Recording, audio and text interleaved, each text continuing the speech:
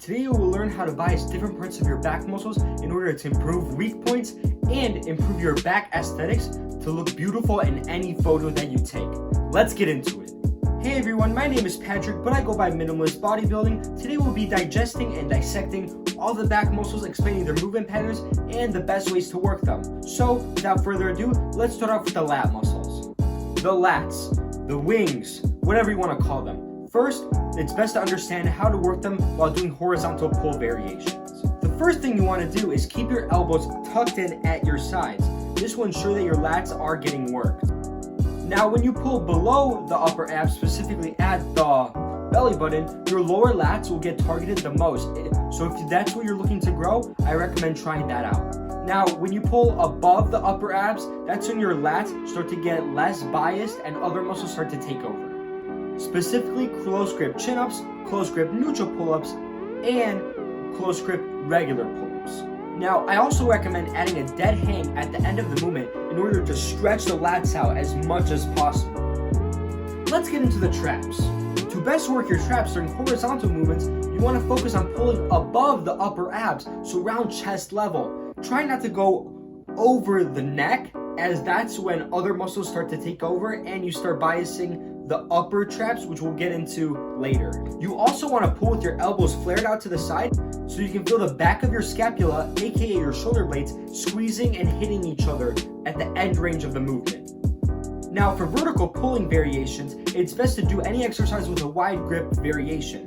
Unfortunately, the only one that comes to mind for me would just be wide grip pull-ups, but you can also experiment and see what works for you. Wide grip neutral pull-ups are also a thing, but those are very uncommon to find in normal gyms. Now, what this does is it forces the shoulder blades to squeeze together at the end range of the movement. And it also contributes to flaring out the elbows, which also biases the traps more. Now, when it comes to the upper traps, there's only pretty much two ways to target them. First would be pulling at a higher angle, so pulling up at neck level or higher, preferably not going too high because then it's kind of really strange to pull that way. So I'd stay pulling at neck level or upper chest level.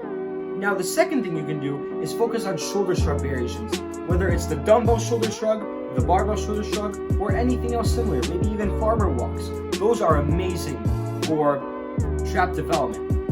And what I like to do personally is add this, what I call the 2 count. So at the top of the range of motion, I hold the movement for 2 seconds in order to ensure that my traps are getting worked.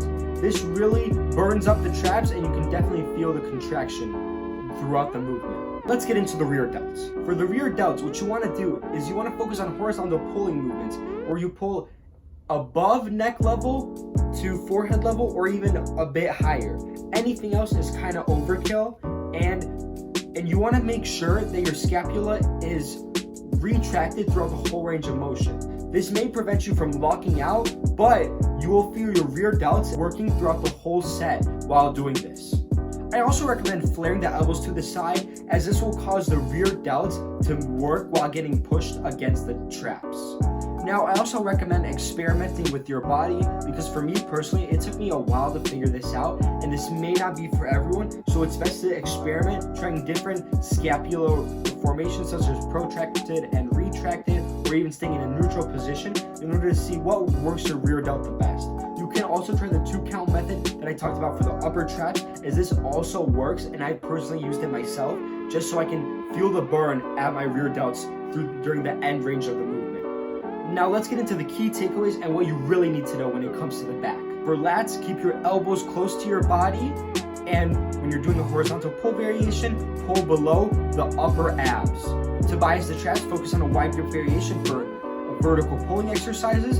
Flare your elbows out and pull above the upper ab level, but below the neck level. For the rear delts, make sure to pull at forehead level or above, flare your elbows out, and make sure your scapula is retracted during the full range of the movement.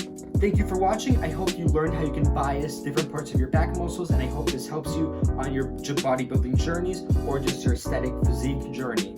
Click the link in the description to see my Instagram and see all my other socials. You can also contact me through there. You can look at my coaching plans and the free programs I offer. I also have custom programs that you can purchase, but it's all optional, and I just want to be able to help you and so that you can succeed. Once again, thank you for watching, and there will be some videos posted up here to see my latest video, and go drop a like and subscribe if you enjoyed the video and learned something new. Once again, thank you.